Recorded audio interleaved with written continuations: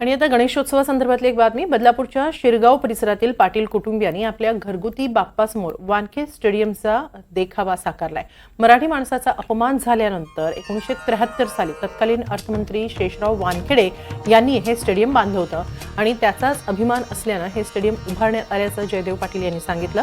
या स्टेडियममध्ये भारत आणि न्यूझीलंडची मॅच सुरू असल्याचा देखावा त्यांनी तयार केलाय. या स्टेडियममध्ये LED वॉल सुद्धा त्यांनी लावले.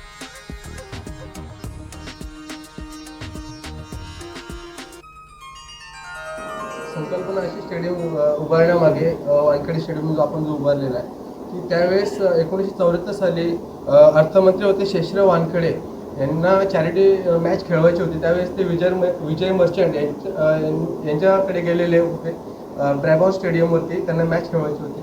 पण त्यावेळेस त्यांचा अपमान झाला तिथे की तुम्ही माणसं काय क्रिकेट खेळणार. तर त्यांनी त्या मनामध्ये राग त्यांच्या मनामध्ये आला आणि त्यांनी ते स्टेडियम आपण स्वतःचं स्टेडियम बनवण्यासाठी त्यांनी ती ठाण धरली मला की मी स्वतःचं वानखेडे स्टेडियम उभारणार. तर त्यांनी 11 महिने आणि 13 दिवस एवढ्या कमी वेळामध्ये ते स्टेडियमची उभारणी केली.